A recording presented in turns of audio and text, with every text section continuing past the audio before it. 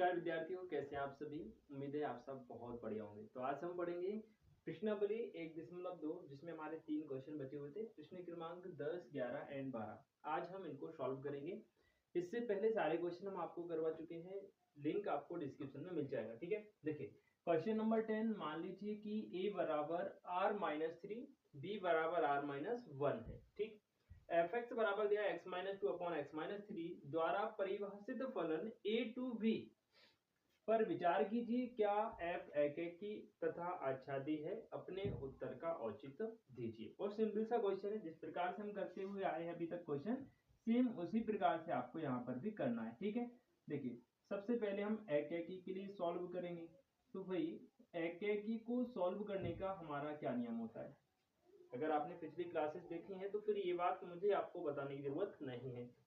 ठीक है, देखो एकेकी के लिए हम क्या करते हैं, मानते हैं बेटा। क्या मानते हैं? माना f(x1) बराबर f(x2). ठीक, अब ये fx का मान अपने पास ये दिया हुआ है। जब आप fx1 का मान निकालोगे तो इस वाले मान में आप केवल x की जगह x1 रख दोगे। जब आप fx2 का मान रखोगे तो यहाँ पर x की जगह आप x2 रख दोगे। क्लियर? तो देखना भाई fx1 की जगह क्या हो जाएगा, x-2 x1-2 हो जाएगा, अपॉन में हो जाएगा x1-3, क्योंकि यहाँ पर fx का मान था और यहाँ पर हम fx1 का मान रख रहे हैं। ठीक है, इसी प्रकार यहाँ देखिए, यहाँ हो जाएगा x2-2 अपॉन में हो जाएगा x2-3। क्लियर हो रहा है? ठीक भाई, बीच में कोई डाउट लगे तो आप मुझे कमेंट करके पूछ सकते हैं। ठीक, अब सुनना, इसका हम क्रॉस मल्टीप्लाई कर देंगे, यानी इसका गुणा इधर हो जाएगा, इसका गुणा इधर हो जाएगा। तो ये क्या बनेगा हमारे पास, x1-2, यहाँ हो जाएगा x2-3, इधर हो जाएगा x2-2 और यहाँ हो जाएगा x1-3। मल्टीप्लाई कर देंगे। देखो x1 का जब x2 में होगा तो ये बन जाएगा x1 x2 माइनस x1 का 3 में करेंगे तो 3x1, 2 का x2 में करेंगे तो माइनस का 2x2 बराबर इधर हो जाएगा भाई। हाँ, एक चीज और रहेगी, अभी 2 का x2 में तो हो गया, 2 का 3 में करेंगे तो प्लस का आ जाएगा 6 इक्वल, या देखो x2 का x1 में करेंगे तो वही चीज x1 x2 आ जाएगा। x2 का 3 में करोगे तो माइनस का 3x2 हो जाएगा। -2 का x1 में करोगे तो माइनस का 2x1 हो जाएगा, और -2 का -3 में करोगे तो प्लस का 6 हो जाएगा। क्लियर यहाँ तक की सारी चीजें? अब एक चीज ध्यान देना, बराबर के दोनों तरफ जो एक जैसी चीजें हैं वो क्रॉस हो जाएंगी, कट जाएंगी एक दूसरे से, है ना। तो यहाँ पे आप देखिएगा x1 x2 प्लस का है, x1 x2 प्लस का, ये इससे कैंसिल हो जाएगा। 6 प्लस का है, यहाँ पर भी 6 प्लस का है, तो ये भी एक दूसरे से कट जाएंगे। अब बच क्या रहा है भाई, 3x1। तो यहाँ से हम क्या करेंगे, x1 वाले मान को एक तरफ करेंगे, x2 वाले को एक तरफ कर लेंगे। तो ये 3x1 हम यहीं छोड़ देते हैं, 3x1। यहाँ से 2x1 को और ले आते हैं तो ये प्लस का हो जाएगा 2x1 बराबर, यहाँ क्या है माइनस का 3x2, और ये जो यहाँ पर 2x2 बचा है इसको यहाँ ले आएंगे तो ये प्लस का हो जाएगा 2x2। देखो इसको जब माइनस करेंगे तो माइनस का x1 बचेगा, यहाँ माइनस का x2 बचेगा। ठीक है भाई, माइनस से माइनस क्रॉस हो जाएगा तो अपने पास x1 बराबर क्या आ जाएगा, x2। ठीक है, तो एकेकी की कंडीशन होती है कि जब हम fx1 बराबर fx2 लेते हैं, उसको सॉल्व करने के बाद x1 बराबर अगर x2 आ गया तो फलन हमारा एकेकी होता है। ठीक है, तो हम क्या लिखेंगे, अतः f एकेकी है, f एकेकी है। बात समझे भाई? तो ये तो हो गई एकेकी की कहानी। अब बात करते हैं आच्छादी होगा या नहीं। तो यहाँ पर देख लेते हैं हम आच्छादी के लिए। आच्छादी देखिए बड़ा सिंपल सा होता है आच्छादी याद करना। कैसे याद करते हैं, जो भी आपको दिया है ना fx, उसको हम लिख देंगे x-2 और x-3। मैं आपको बता चुका हूं कि जो fx होता है उसी को हम y लिखते हैं बच्चों, है ना। तो इस fx की जगह आप क्या लिखेंगे, y, यहाँ x-2 अपॉन x-3। यहाँ पे हमें एक काम करना है कि अभी हमारे पास पूरा जो वैल्यू है वो y के रूप में, y का मान x के रूप में दिया है। अब हमें इसका अपोजिट करना है, माने कि x का मान निकालना है y के टर्म में। तो कैसे आएगा देखना बेटा, क्रॉस मल्टीप्लाई करेंगे हम इसका। तो x-3 का जब y में करोगे ना तो ये देखो x y का तो y x हो जाएगा, माइनस का 3y हो जाएगा, यहाँ रहेगा x-2। अब चूंकि हमें x का मान चाहिए तो x वाले मान एक तरफ करेंगे, y वाले मान एक तरफ करेंगे, ठीक है भाई। तो यहाँ देखो yx है ना, तो yx यहीं छोड़ दो, इस वाले x को यहाँ ले आओ, यहाँ बचा -2 और ये 3y इस तरफ आके प्लस का हो जाएगा। यहाँ से x कॉमन लेंगे तो क्या बचेगा y -1 और यहाँ क्या है 3y पहले लिख दो माइनस का 2 लिख दो, ठीक। तो यहाँ से x का मान क्या आएगा 3y माइनस का 2 अपॉन में y -1, ये आ गया। अब मेरी बात सुनो, x का मान आ गया 3y माइनस 2 अपॉन y -1। यहाँ पे आप y का मान हम क्या रखते हैं, देखो x का मान पहला वाला समुच्चय, y का मान दूसरा वाला समुच्चय। तो y की जगह आप क्या क्या रख सकते हो, पूरा का पूरा आप r रख सकते हो, केवल 1 को छोड़ करके। 1 क्यों नहीं रखते, क्योंकि उसने पहले ही माइनस कर दिया 1 कि भाई आप 1 नहीं रख रहे। और क्यों किया है, क्योंकि अगर यहाँ पे आप 1 रखोगे तो 1 में से बन जाएगा 0 आएगा, और 0 आएगा तो पूरा फलन अपरिभाषित हो जाएगा, ठीक है। इसलिए उन्होंने 1 को पहले ही छोड़ दिया। तो हम 1 के अलावा कोई भी मान रखें, अब चूंकि y की जगह आप कुछ भी रखो, क्या आएगा, रियल नंबर से ही आएगा, वास्तविक संख्या ही आएगी, 3 नहीं आएगा। लेकिन क्यों, क्योंकि देखो यहाँ पे दिया है a बराबर r माइनस 3, यहाँ पे कुछ भी रख लो 3 नहीं मिलेगा आपको, बाकी पूरा का पूरा r मिल जाएगा। r मतलब वास्तविक संख्याएं मिल जाएंगी, ठीक है। तो इसमें अगर हम y का कोई भी मान रखें 1 के अलावा, जो भी संख्या प्राप्त होगी वो हमें इस वाले समुच्चय में मिल जाएगी, ठीक। तो आप क्या लिखेंगे, आप लिखना सह प्रांत की, सह प्रांत समझते हैं, जो बी समुच्चय होता है उसी को हम सह प्रांत बोलते हैं ना। तो सह प्रांत के प्रत्येक अवयव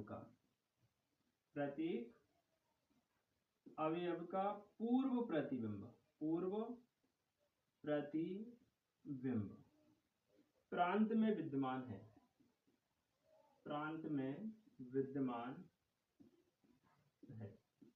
अतः फलन या अतः f आच्छादी है, f क्या हो जाएगा, आच्छादी हो जाएगा। क्लियर भाई। तो ये आपका क्वेश्चन नंबर 10 यहाँ पर कंप्लीट होता है। दो छोटे छोटे से क्वेश्चन और बचे हैं, उसके बाद आपकी प्रश्नावली फिनिश हो जाएगी। तो चलिए देख लेते हैं क्वेश्चन नंबर 11। मान लीजिए कि f R2R द्वारा परिभाषित है, सही विकल्प का सही उत्तर का चयन कीजिए। चार ऑप्शन आपके सामने है, f एकैकी है, f बहुएकैकी है, f एकैकी है किंतु आच्छादी नहीं है, f ना तो एकैकी है और ना ही आच्छादी है। बहुत सिंपल सा क्वेश्चन है। देखिए आपको, अरे यार मैंने एक पूरा क्वेश्चन नहीं लिखा, यहाँ पे f R2R और fx का मान आपको क्या दिया हुआ है, fx का मान दिया है बेटा x की पावर 4, ये लिखना भूल गया मैं, ठीक है। तो क्वेश्चन आप बुक में भी देख सकते हैं, fx बराबर क्या दिया है, x की पावर 4। अब हमें क्या करना है, हमें यहाँ पे ये बताना है कि f एकैकी है, बहुएकी है, या इन चार में से कौन सा सही है। बहुत सिंपल सा क्वेश्चन है। देखो भाई क्या करेंगे, जो तरीका है वही करेंगे, ठीक है। एकैकी के लिए क्या करते हैं, एकैकी के लिए माना fx1 बराबर fx2 मान लिया हमने, ठीक है। अब x1 की जगह आप क्या रखोगे, x1 की पावर 4, x2 की जगह क्या रखोगे, x2 की पावर 4 रखोगे, ठीक है। तो यहाँ पे क्या हो जाएगा, x1 की पावर 4 बराबर x2 की पावर 4। तो यहाँ से देखिएगा, अब चूंकि ये R2R है, R2R का मतलब रियल नंबर से रियल नंबर, ठीक। तो x1 की पावर 4 हट जाएगी, पावर से पावर, और यहाँ पे क्या होगा, ये x1 x2 प्लस माइनस के रूप में आ जाएगा। क्यों आ जाएगा, उसका रीजन है, बता रहा हूँ मैं आपको, ठीक है। देखना, अगर आप x1 का मान -1 मानते हैं और x2 का मान +1 मानते हैं, ठीक है, तो fx या f -1 का मान निकालेंगे आप और f +1 का मान निकालेंगे, तो इसका मान आ जाएगा -1 की पावर 4, इसका मान आ जाएगा 1 की पावर 4, इसका मान +1 हो जाएगा, इसका मान +1 हो जाएगा। बात समझना ध्यान से। हमने क्या किया, x2 का मान -1 मान लिया, x2 का मान +1 माना और x1 का मान -1 माना, क्योंकि रियल नंबर से हम कोई भी मान सकते हैं। अब -1 की पावर 4 करेंगे तब भी +1 आएगा, +1 की पावर 4 करेंगे तब भी +1 आएगा, यानी कि हम कह सकते हैं fx1 और fx2 बराबर हैं, लेकिन x1 और x2 बराबर नहीं है। इसलिए हमने यहाँ क्या लिखा, x1 = ±x2। बात समझ में, ठीक है। तो क्या हो जाएगा, अतः ऐसा लिख सकते हैं x1 is not equal to x2, x1 और x2 बराबर नहीं है जबकि fx1 और fx2 बराबर हैं, अतः f एकेकी नहीं है, अतः f जो है एकेकी नहीं है। ठीक है भाई, एकेकी तो नहीं है, आच्छादी भी देखना है कि नहीं, हमें ऑप्शन टिक करना है लेकिन समझना पूरा है, बात समझ रहे हो? ठीक है, हो सकता है ये क्वेश्चन 2 नंबर में आ जाए, ऑप्शन ना हो, सीधा सीधा क्वेश्चन आ जाए पेपर में, तब क्या करेंगे? तब तो हमें यही करना पड़ेगा ना। ठीक है, नहीं तो मैं बता देता भाई डी वाला टिक कर लो। ठीक है, आच्छादी लिख लो, आच्छादी एफ एक्स बराबर क्या दिया है, एक्स की पावर 4, वाई बराबर दिया है एक्स की पावर 4, अब x बराबर हो जाएगा y अपॉन वाई की पावर 1/4, जब यहाँ से पावर 4 हटाएंगे तो ये 1 में चला जाएगा। अब देखो y के ऊपर 1 के अपॉन में कोई सम संख्या आ रही है, मतलब उसका जो है रूट नहीं निकाल सकते हम, किन का नहीं निकाल सकते, क्योंकि y का मान भी r है, x का मान भी r है। अब r में तो माइनस वाले भी नंबर आते हैं, प्लस वाले भी नंबर आते हैं, है ना। तो अगर आप y का मान सपोज -3 रखते हो तो x बराबर क्या हो जाएगा, -3 की पावर 1/4, जो कि एक काल्पनिक नंबर है, इसका वर्गमूल हम नहीं निकाल सकते। बात समझ रहे हो? अंडर रूट के अंदर अगर कोई माइनस की संख्या आ जाए, उस सम संख्या में उस पर पावर लगी हुई हो, तो फिर वो हम काल्पनिक संख्या बोलते हैं, वो वास्तविक संख्या में नहीं आती। मतलब ये जो संख्या है या ये जो संख्या है, ये इसको फॉलो नहीं कर रही है। बात समझ में आ रही है? तो एकेकी नहीं, आच्छादी नहीं होगा, अतः f आच्छादी नहीं है, आच्छादी नहीं है। क्लियर हुआ भाई? ठीक है, तो आंसर क्या हो जाएगा अपना, आंसर हो जाएगा f ना तो एकेकी है और ना ही आच्छादी है। ऑप्शन नंबर डी आपका सही यहाँ पे हो जाएगा। क्लियर? अब मुझे आप लोग बताइए दोनों क्वेश्चन क्लियर हो गए या नहीं, एक बार कमेंट सेक्शन में जरूर बताना भाई। ठीक है, चलिए देख लेते हैं थर्ड वाला, या हम कहें कि क्वेश्चन नंबर 12। ठीक भाई, फाइनल क्वेश्चन हमारे सामने है क्वेश्चन नंबर 12। मान लीजिए कि f R2R fx बराबर 3x द्वारा परिभाषित फलन है, सही उत्तर का चयन कीजिए। सेम टू सेम क्वेश्चन है, बस क्या हुआ है यहाँ पर x4 की जगह 3x आ गया। 3x मतलब एक रैखिक बहुपद, और मैंने आपको बताया कि जितने भी बहुपद फलन होते हैं वो एकेकी आच्छादी दोनों ही होते हैं। ठीक है भाई, तो यहाँ पे आंसर तो आपका क्या हो जाएगा, एकेकी और आच्छादी, एकेकी आच्छादी फर्स्ट वाला सही हो जाएगा। बट कैसे होगा उसको देख लेते हैं एक बार हम फटाफट शॉर्ट तरीके से। तो एकेकी कैसे चेक करोगे भाई, वही चीज कि माना f(x1) बराबर लिखेंगे आप f(x2), तो यहाँ पर क्या हो जाएगा भाई, 3x1 बराबर 3x2, x की जगह x1 वाले में x1 रखेंगे और x की जगह x2 वाले में x2 रख देंगे। 3 से 3 कट गया भाई, x1 बराबर क्या आ गया, x2, अतः फलन एकेकी है, अतः फलन एकेकी है। ठीक है भाई, फटाफट से देखते हैं आच्छादक के लिए। आच्छादक, अब देखो भाई एफ एक्स का मान कितना दिया है, 3x, एफ एक्स को हम क्या लिखते हैं, y लिखते हैं, तो यहाँ पे आप क्या लिखेंगे, y बराबर 3x, x का मान निकालोगे तो y/3 बराबर x आ जाएगा, या x बराबर आ जाएगा y/3। बात समझ में आ गई? तो देखो भाई y क्या है, रियल नंबर से यानी कि वास्तविक संख्या है, x भी क्या है, वास्तविक संख्या है। तो किसी भी वास्तविक संख्या में आप किसी भी संख्या का भाग देंगे, वास्तविक संख्या ही आएगी। मेरे कहने का मतलब इस y की जगह आप कुछ भी रख दो, जो मर्जी पड़े वो, ठीक है, वास्तविक संख्या बस होनी चाहिए। उसमें आप 3 का भाग दो तो जो भी संख्या आएगी वो वास्तविक संख्या ही आएगी, क्योंकि प्रांत भी r है और सहप्रांत भी r है। तो आप लिखेंगे that belongs to capital R, अतः f आच्छादक है, अतः f जो है वो आच्छादी या आच्छादक है। आच्छादी या आच्छादक का मतलब एक ही होता है ना।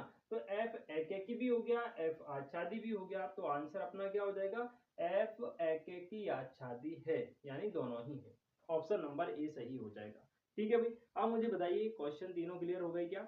ठीक है, इसी के साथ प्रश्न नंबर 1.2 आपकी कंप्लीट हो जाती है। इसमें एक क्वेश्चन शायद छूट गया है, क्वेश्चन नंबर 8, वो मैं आपको किसी अन्य वीडियो में बता दूंगा। ठीक है बच्चों, चलिए, तो ये चैप्टर 1 आपका यहाँ पर कंप्लीट होता है। नेक्स्ट वीडियो में हम जल्दी आएंगे चैप्टर नंबर 2 लेकर के। ठीक है भाई, वीडियो कैसी लगी कमेंट करके जरूर बताना है, अच्छी लगी तो लाइक करना है, बाकी दोस्तों के साथ शेयर करना है। ठीक है, goodbye, love you, thank you, बाकी पढ़ते रहिए। ठीक है। जय हिंद।